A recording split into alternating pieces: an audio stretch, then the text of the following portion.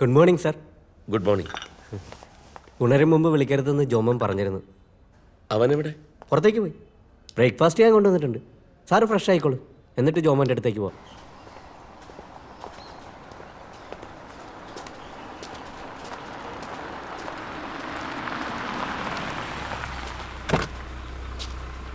അപ്പം വാ. Good morning, sir. Good morning അക്ക. Morning. Morning. Good morning. Good morning, sir. അപ്പം നീ കസേരയിലോട്ട് ഇരുന്നേ. ഇരിക്കപ്പ. ഈ മുസ്താഖ് ഞാൻ ഒരുമിച്ച് പഠിച്ചിട്ടുണ്ട്. ഇവനീ കാണുന്ന പോലൊന്നുമല്ല. ടെക്സ്റ്റൈൽ എഞ്ചിനീയറിംഗ് കഴിഞ്ഞ് MBA എടുത്തിട്ടുള്ള ആളാ. MBA ശരിക്കും പാസ്സായിരുന്നു കേട്ടോ. ഇപ്പം തിരുപ്പൂരിൽ ടെക്സ്റ്റൈൽ എക്സ്പോർട്ട് ബിസിനസ്സാണ്. അന്ന് ആ ബൈക്കും കടയും വിറ്റ കാശുകൊണ്ട് ഞാൻ ഇങ്ങോട്ടാണ് വന്നത്. അതിവിടെ ഇൻവെസ്റ്റ് ചെയ്ത് ഞാൻ ഈ കമ്പനിയിൽ പാർട്ട്ണറായി.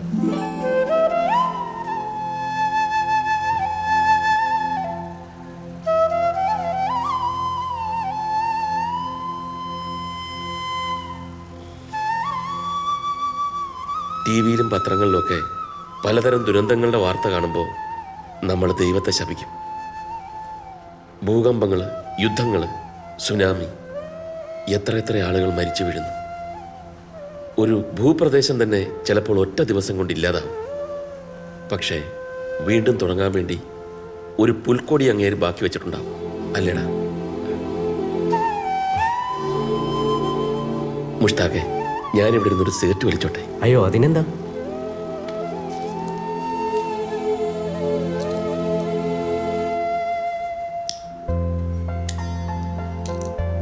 നമുക്കിനി എല്ലാം ശരിയാക്കണം അപ്പ. ഇൻവെസ്റ്റ് ചെയ്തെങ്കിലും ഞാൻ ഇങ്ങോട്ടൊന്നും വരാറില്ല. അപ്പൻ്റെ ജോമോൻ ഇനി മുടിയനായ പുത്രനായിരിക്കില്ല.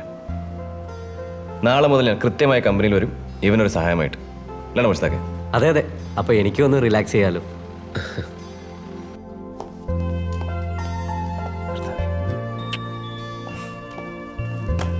അപ്പ ഞാൻ ഇറങ്ങാണേ. നിക്ക്. ഇതെന്താ? ഇനി മുതൽ ഹോട്ടൽ ഫുഡ് വേണ്ട. ഞാൻ എന്തായാലും ഇവിടെ വെറുതെ ഇരിക്കാന്നല്ലോ. ഇനി മുതൽ എന്നും ഹോട്ടലിൽ നിന്ന് കഴിക്കേണ്ടി വരുമെന്ന് ഇന്നറിയും. നീ ആദ്യം കഴിച്ചു നോക്ക്. ശരി അപ്പ. Bye. Good morning. Good morning, sir. മെയിലെല്ലാം അണിച്ചിരുന്നേ sir. Good morning sir. Morning. ഞാൻ അകത്തുണ്ടോ?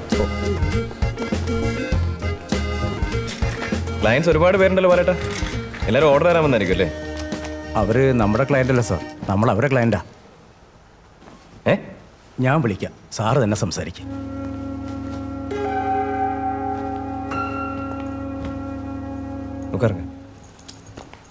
சார், நான் atlas tours and travels company manager.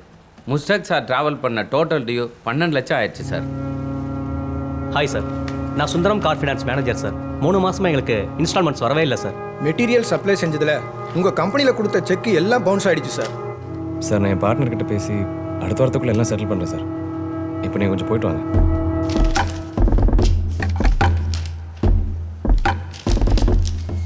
Order എടുക്കാനാണെന്നും പറഞ്ഞ് എപ്പോഴും വേൾഡ് ടൂറാണ് സാർ. ബിസിനസ് ക്ലാസ്സിലെ യാത്ര ചെയ്യും, സ്റ്റാർ ഹോട്ടലിൽ താമസിക്കും, വില കൂടെ കാറേ ഓടിക്കും.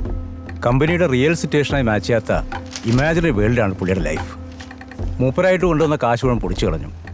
അപ്പോഴാ കുറേ കാശും കൊണ്ട് സാറിൻ്റെ വരവ്. I am very sorry to say this is a sinking ship.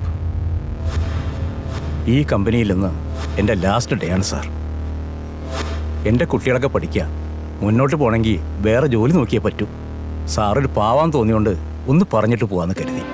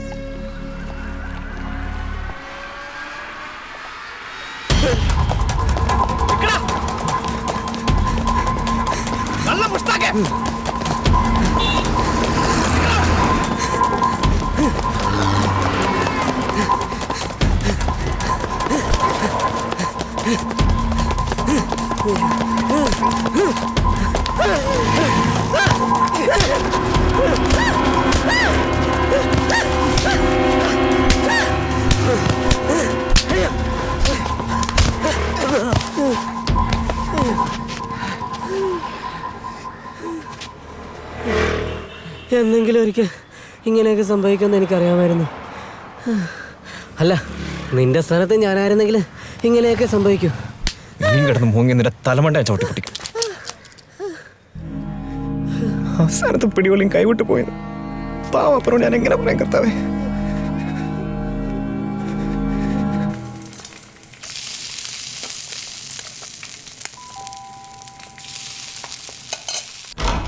ആ വാ. എന്താണ് നിനക്കൊരു ക്ഷീണം? ഒന്നുമില്ല. ആ, ജീവിതത്തിൽ ആദ്യമായിട്ട് പണിയെടുക്കുമ്പം ഇങ്ങനെയൊക്കെ ഉണ്ടാവും. നീ കുളിച്ച് റെഡിയായി വരുമ്പോഴേക്കും നല്ല ചൂട് പുട്ടും ഉഗ്രൻ ചിക്കൻ കറിയും റെഡി. അടിപൊളി.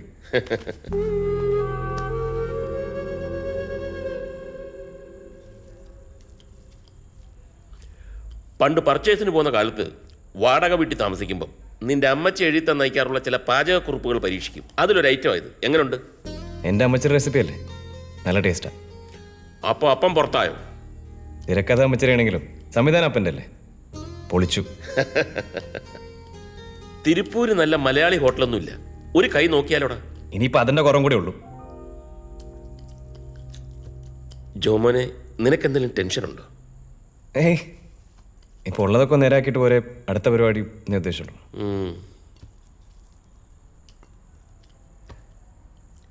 ഞാനിന്ന് ആൽഫിയെ വിളിച്ചിരുന്നു. ആളൊരു മൂരാച്ചിയാണെങ്കിലും കേസ് നടത്താനുള്ള പണം അവനും അവൻ്റെ അളിയന്മാരോട് ഒപ്പിക്കാമെന്ന് പറഞ്ഞു. രാവുണ്ണി ഇപ്പോഴും അകത്താണല്ലോ.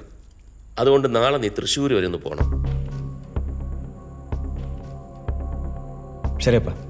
നീ പറഞ്ഞതൊക്കെ മനസ്സിലായി. കേസിന് കാശ് മുടക്കാൻ സമ്മതിച്ചതേ അത് ഞങ്ങൾക്കൂടെ അനുഭവിക്കേണ്ട സ്വത്തായോണ്ട് തന്നെയാണ്. അല്ലാണ്ട് ആർത്തി മൂത്ത് ആരോടും ഒരു വാക്ക് പറയാതെ ഇരിക്കണ വീടും പണയപ്പെടുത്തി വലിയ കളി കളിക്കുമ്പോൾ അപ്പനോടെ വലിയ സിമ്പതി ഉണ്ടായിട്ടൊന്നും അല്ല. ഇന്നലെ ഞങ്ങൾ വക്കീലിൻ്റെ അടുത്ത് പോയിരുന്നു. പുള്ളിക്കാരൻ വക്കാലത്ത് ഏറ്റെടുത്തു. ഞങ്ങൾ അപ്പം തന്നെ അഡ്വാൻസ് കൊടുത്തു. ബാക്കി വരുന്ന കാശ് ഞങ്ങൾ തന്നെ പുള്ളിക്ക് നേരിട്ട് കൊടുത്തോളാം എന്ന് വെച്ചാൽ അപ്പം തന്ന കടയും പൂട്ടി സ്ഥലം വിട്ട നിന്നെ ഞങ്ങൾക്ക് വിശ്വാസം ഇല്ലാന്ന്. എന്നെ ആരും വിശ്വസിക്കേണ്ട. എനിക്കാരെയും കാശും വേണ്ട. പക്ഷെ ഹോസ്പിറ്റലിൽ വരുന്ന രോഗികളുടെ ചങ്കും കരളും പഠിച്ചെടുക്കുന്ന എൻ്റെ ആറ്റിറ്റ്യൂഡ് ഉണ്ടല്ലോ, അത് നമ്മുടെ അപ്പനോട് തന്നെ കാണിക്കണം ചേട്ടാ. എന്താടാ നീ പറഞ്ഞേ? നിന്നോട് ആരാ പറഞ്ഞ അപ്പനെ തമിഴ്നാട്ടിൽ കൊണ്ടിടാൻ? അതൊക്കെ കഴിഞ്ഞില്ലേ ചേച്ചി, ഇനി എന്താ വേണ്ടേന്നല്ലേ നമ്മൾ ആലോചിക്കേണ്ടേ. നീ മിണ്ടാതിരിക്ക. അപ്പനെ നീ ഇങ്ങോട്ട് തന്നെ കൊണ്ടുവരും. മരിക്കുന്നവരെ ഞങ്ങൾ നോക്കിക്കോളാം അപ്പനെ. നീ നോക്കും ചേച്ചി, എനിക്കറിയാം. എന്നിട്ട് അപ്പം കഴിച്ച ഭക്ഷണത്തിൻ്റെയും വലിച്ച സിഗരറ്റിൻ്റെയും കണക്കൊക്കെ ഒരു പുസ്തകത്തിൽ എഴുതി നീ ഷെയർ ചെയ്യിക്കും. അവസാനം കടക്കാർ വന്ന് അപ്പനൊരു ശല്യമാകുമ്പോൾ വല്ല ഓൾഡ് ഏജ് ഹോമിൽ കൊണ്ടിടും. എന്നിട്ട് അതിന് ചിലവായ കാശിന് ഷെയർ ഒന്ന് ചോദിക്കും. ജോമോനെ, അവള് പറഞ്ഞതിന് ഒരു തെറ്റുമില്ല. അപ്പൻ ഇത്രയും നാൾ സമ്പാദിച്ചത് മുഴുവൻ അപ്പൻ തന്നെ നശിപ്പിച്ചില്ലേ? എല്ലാം നശിപ്പിച്ചല്ലോ ഡോക്ടർ അൽഫോൻസ്. നിന്റെ ഈ ഡോക്ടർ സ്റ്റേറ്റസും പെങ്ങന്മാരിയിരിക്കുന്ന വെൽ സെറ്റിൽ ഭർത്താക്കന്മാരൊക്കെ അപ്പൻ്റെ സമ്പാദ്യങ്ങൾ തന്നെ. അതൊന്നും ഇപ്പോഴും നശിച്ചിട്ടില്ലല്ലോ. എനിക്ക് വേണ്ടി അപ്പൻ ചിലവാക്കിയത് മാത്രമേ വേസ്റ്റ് ആയിട്ടുള്ളൂ. അപ്പൻ്റെ മക്കളിൽ ഞാൻ മാത്രമേ വേസ്റ്റ് ആയിട്ടുള്ളൂ.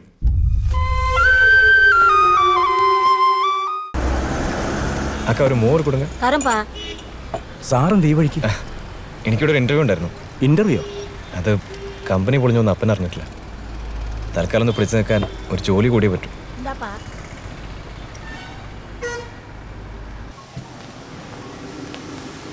வணக்கம் சார். தம்பி, இவர் உன்னை பற்றி எல்லாம் சொல்லிட்டாரு. இங்கே வேகன்சி இருக்கிறது ஒரே ஒரு சேல்ஸ்மேன் போஸ்டிங் தான். உன்னோட ஜாப் என்னன்னா இங்கே தயாரிக்கிற கார்மெண்ட்ஸ் எல்லாம் வெளியில் போய் ஆர்டர் பிடிக்கணும். நீ விசிட்டிங் கார்டில் சேல்ஸ்மேன் போட்டுக்க, சூப்பர்வைசர்னு போட்டுக்க, அதில் எனக்கு ஒன்றும் பிரச்சனை இல்லை. ஆனால் அந்த ஜாப் வெரி காம்படிஷனான ஜாப். மாடு மாதிரி உழைக்கணும். No problem sir. அப்போ நீ நாளை காலையில் வந்து வேலைக்கு ஜாயின் பண்ணிக்க. ஓகேயா? வரட்டுமா? சரி, வரேட்டா.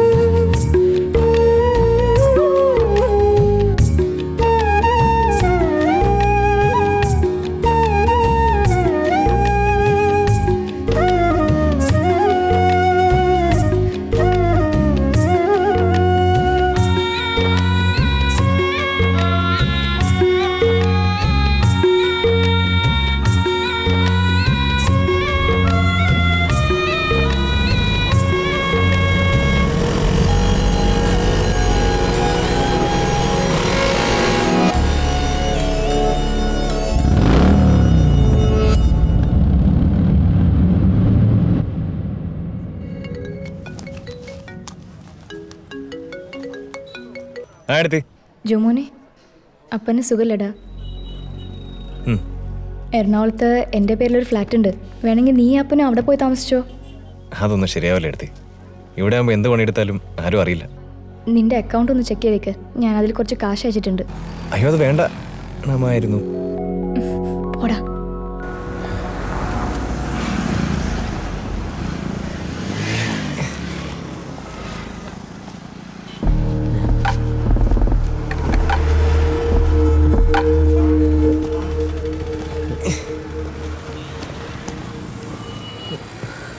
ജോമോനെ, നിനക്ക് ജോലി കിട്ടിയെന്ന് അറിഞ്ഞു. ഒരു ജോലി കൊണ്ടൊന്നും പ്രശ്നങ്ങൾ തീരില്ലടാ. അതിന് നീ പണ്ടും ജോലി എടുത്തിട്ടില്ലല്ലോ. അത് പണ്ട്. പക്ഷേ ഇപ്പം ഞാനൊരു ചെറിയ കുടിൽ വ്യവസായം തുടങ്ങി. നെയ്ത്തുകാട് ഗ്രാമത്തിൽ പോയി കുറച്ച് ഹാൻഡിക്രാഫ്റ്റ് തുണി വാങ്ങി മറിച്ചു കൊടുക്കുന്ന ഒരു കൊച്ചു ബിസിനസ്. നല്ല അടികിട്ടുണ്ടാവും. ഞാൻ നന്നാവും തീരുമാനിച്ചടാ. നന്നായിക്കോടാ, അതിന് ഞാനിപ്പം തോന്നും. നീയൊന്നും വേണ്ട, പക്ഷെ അതിൽ നീ എൻ്റെ പാർട്ട്ണറായിരിക്കും. എനിക്ക് എൻ്റെ പാർട്ട്ണർഷിപ്പ് വേണ്ട, ഒരു കോപ്പം വേണ്ട. വേണം. അതിന് എനിക്ക് നിന്റെ കാശും വേണ്ട, സമ്മതം വേണ്ട. മുസ്താഖേ,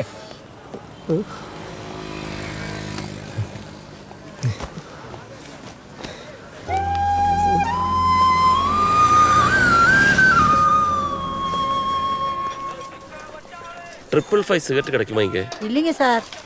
எங்கே கிடைக்கும்னு தெரியாதுங்க சார்.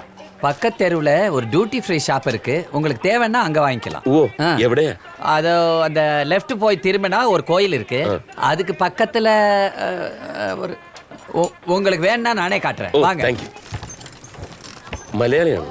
அல்ல, பொண்டாட்டி பாலக்காடானும் அதனால குறைச்சு மலையாளம் அறியும்.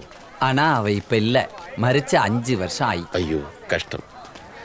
എന്താ പേര്? பெருமாள் சார். ഞാൻ വിൻസെന്റ്. സാർ ഇങ്ങ പർച്ചേസിക്ക് വന്നതാണ്? അല്ല, എന്റെ മകൻ ഇവിടെ ഒരു ഫാക്ടറി ഉണ്ട്. ഓ, കുറച്ച് ദിവസമായി വലിച്ചിട്ട്. ഒരെണ്ണം വലിക്കുന്നോ? பழக்கம் இல்லை, இருந்தாலும் உங்களுக்காக குடிக்கலாம். പെരുമാൾക്ക് എന്നെ വേല? சார், நான் ஒரு டெய்லரான். ഞാനും ഒരു ടൈലറായിരുന്നു. அப்படியா? പണ്ട്.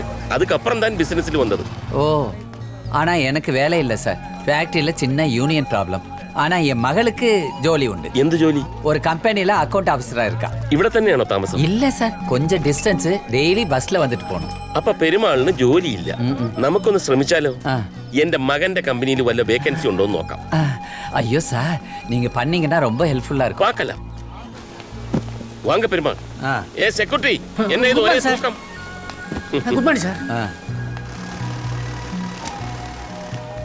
பெருமாள் உள்ள வா. முதலாளியை கூப்பிடு. சரி. கோட்டா இருக்குல்லே, ഞാൻ AC போடல.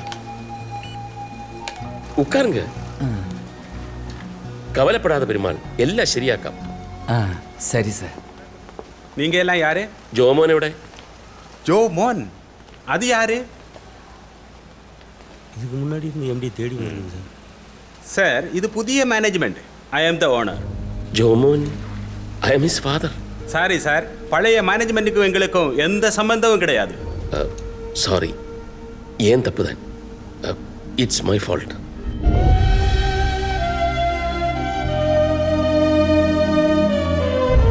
என்ன என்ன பாக்குறீங்க? என்ன பாக்குறீங்க? சினிமா பாக்குறியா? போ போ, வேலையை பாரு, போ.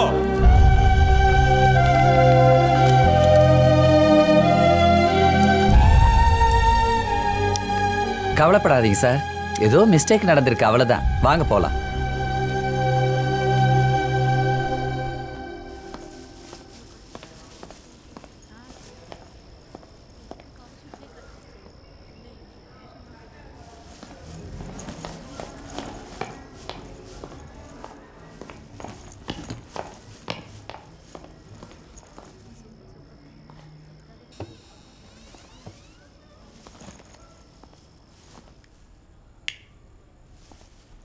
அப்பா,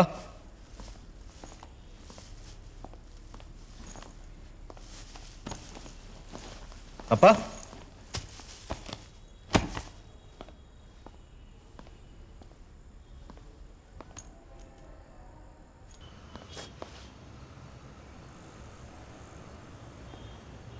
அப்பா, പേടിപ്പിച്ചു കളഞ്ഞല്ലോ. എന്താ ഇവിടെ നിൽക്കുന്ന ലൈറ്റ് പോലും ഇടാണ്ട്? അപ്പം വന്നേ, ഞാൻ ഇന്നൊരു സ്പെഷ്യൽ ബിരിയാണി കൊണ്ടുവന്നിട്ടുണ്ട്. And your beloved soulmate. എന്തുപറ്റപ്പാ ഒരു ഉഷാറില്ലല്ലോ? നിന്റെ ബിസിനസ് ഒക്കെ എങ്ങനെ പോകുന്നു? ബിസിനസ് നല്ല പ്രോഗ്രസ് ഉണ്ടല്ലോ. എക്സ്പോർട്ട് ഓർഡറൊക്കെ വേണ്ട പോലെ കിട്ടുന്നുണ്ടല്ലോ അല്ലേ? പിന്നെ നല്ല ഓർഡർ ഉണ്ട്. ഏതൊക്കെ രാജ്യത്തിലേക്കാണ് മെയിനായിട്ട് കയറ്റി അയക്കുന്നത്? അതിപ്പോൾ എല്ലാ മേജർ രാജ്യങ്ങളും ഉണ്ടല്ലോ. America, Europe, Africa, middle east എല്ലായിടത്തും ഉണ്ടല്ലോ. എൻ്റെ അറിവ് ശരിയാണെങ്കിൽ നമ്മൾ കയറ്റി അയക്കുന്ന ചരക്ക് അവിടെ കിട്ടുമ്പോൾ നമ്മുടെ ബാങ്കിലേക്ക് അവർ ക്യാഷ് ക്രെഡിറ്റ് ചെയ്യും. LC എന്നല്ലേ അതിന് പറയുന്നു? അപ്പം കൊള്ളാലോ. അപ്പം ഇതൊക്കെ അറിയോ? അപ്പോൾ എൻ്റെ മോൻ കാശുണ്ടാക്കാൻ പഠിച്ചു എന്നർത്ഥം. അങ്ങനെയൊന്നുമില്ല.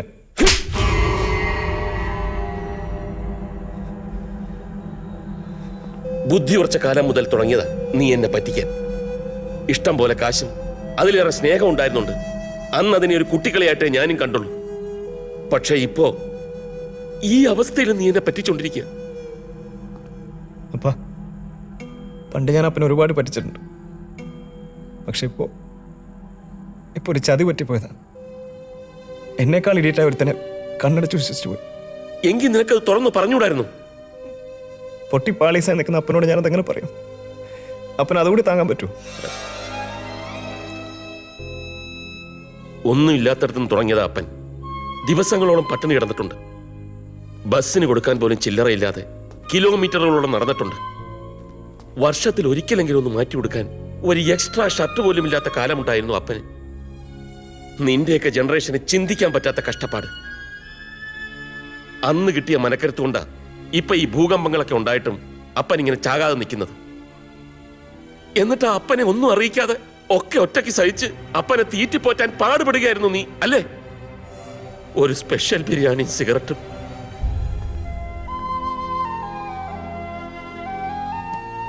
പണത്തിന്റെ പിന്നാലെ ഓടി കാലിടറി വീണ ഒരാളാ നിന്റെ അപ്പൻ. എന്തിന്റെ പേരിലാണെങ്കിലും അതിന്റെ പിന്നാലെ നീ ഓടണ്ട. ഇത്തിരി കഞ്ഞി കുടിച്ച് ഒരു ചാക്ക് കഷണത്തിൽ കിടന്നാലും അപ്പൻ സുഖമായി ഉറങ്ങും.